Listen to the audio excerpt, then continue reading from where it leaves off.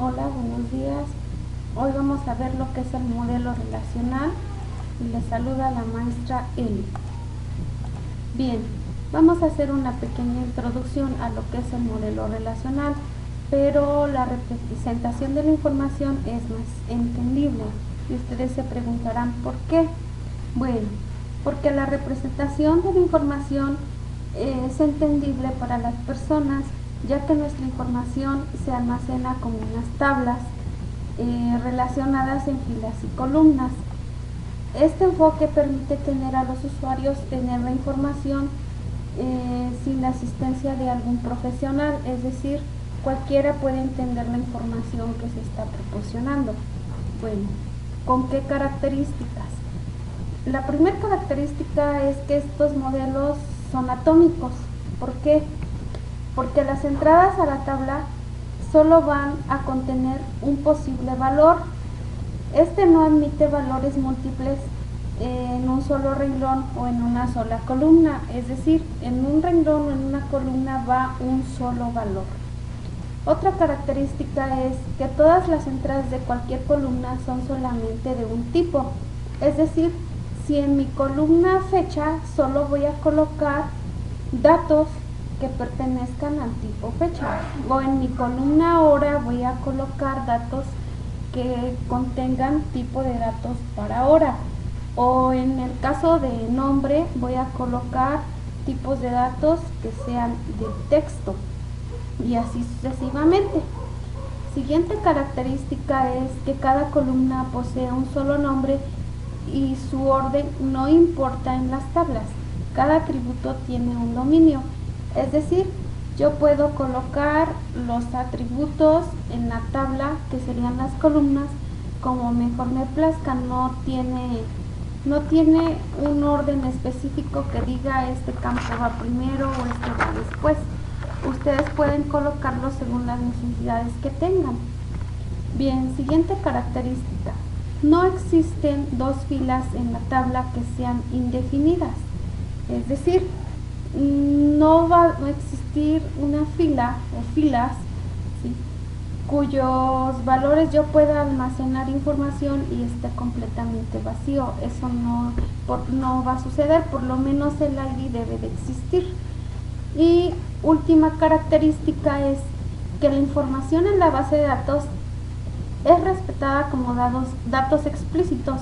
No existen apuntadores o ligas entre las tablas. Bueno, como es base de datos, pues no vamos a tener apuntadores o ligas como en otros lenguajes de programación.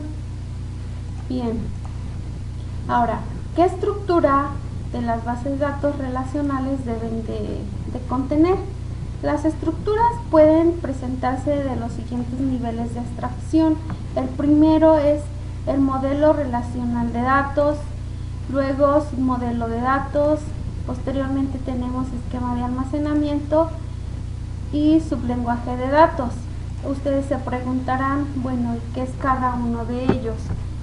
Bueno, el modelo relacional de datos es un nivel conceptual del modelo relacional de datos que es representado por una colección de relaciones almacenadas. Cada registro del tipo conceptual es un modelo relacional. Se implanta como un archivo almacenado de forma individual. Con respecto al submodelo de datos, que son, bueno, estos son modelos externos que un esquema relacional se llama submodelos de datos. Cada uno consta de uno o más escenarios. Bueno, aquí en programación lo veríamos como vistas para describir los datos requeridos por una aplicación, ¿sí? Entonces, un escenario puede incluir datos de una o más tablas, ¿sale? Entonces, dependiendo de nuestra administración de la base de datos. Siguiente punto, que es el esquema de almacenamiento. En el esquema de almacenamiento, este se considera como un nivel interno de cada una de las implementaciones, como un archivo almacenado en cuanto a los archivos que se pueden recuperar sobre las claves principales o secundarias. Esas claves ya sabemos que son los campos clave o campos llave, y se pueden establecer índices para accesar a uno o más archivos almacenados. Eso lo estaremos viendo después con las funciones del lenguaje que vamos a ver en lo que es la materia de las bases de datos. En los sublenguajes de datos, ¿sí? No es nada más que el lenguaje para que nosotros podamos manejar los datos para el sistema relacional, ¿sí? O un álgebra relacional y cálculos relacionales. Ambos lenguajes son relacionalmente complementarios.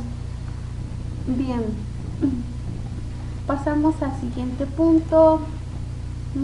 Ahora sí, lo interesante es la conversión del modelo entidad-relación al modelo relacional. Bien, ustedes ya conocen este diagrama, es una entidad-relación. Entonces, para que nosotros podamos pasarlo, se pasan las entidades como si fueran tablas. En este caso, mi entidad empleados, ¿sí?, es esta tabla, y las columnas que va a tener mi tabla son los atributos de esa entidad. Posteriormente aquí tengo mi tabla de artículos, ¿sí?, que es la siguiente entidad, con sus atributos, que es clave, descripción y costo.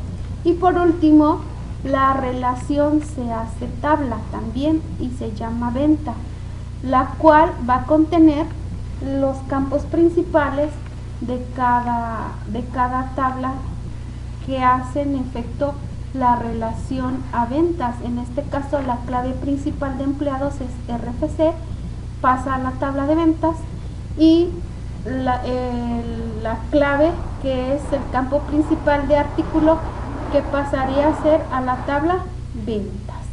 Bien, ahora, ¿cómo es cada una de esas tablas y qué debe de contener cada tabla? Bueno, primero vemos que todas tienen un nombre de tabla, en este caso empleados, artículo y ventas, y a su vez tienen atributos de esa tabla. Cada tabla tiene sus propios atributos. Por ejemplo, empleados tiene RFC, nombre, puesto y salario. Artículos tiene clave, descripción y costo. Y por último, ventas tiene RFC y clave. El último, ¿sí?, que es el registro de la tabla, es decir, toda la información con la que voy a llenar esas columnas o esos atributos para que se almacenen en la base de datos. Ahora sí, seguimos con lo que es la conversión. También nosotros podemos tener el caso de que queramos convertir un modelo entidad de relación con generalización, como lo vimos en la clase pasada, a un modelo relacional.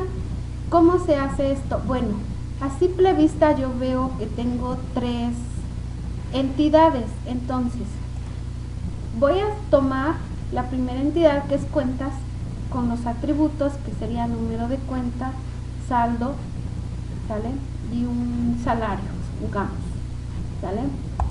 Bien, la cuenta de ahorro, ¿sí?, vendría siendo con mi tasa de intereses, y la cuenta cheques con un saldo deudor.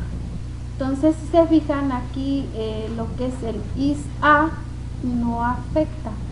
Simplemente debo de tener cuidado que mi tabla de alto nivel sea la primera y después las de bajo nivel. Eso ya lo habíamos visto en la clase pasada.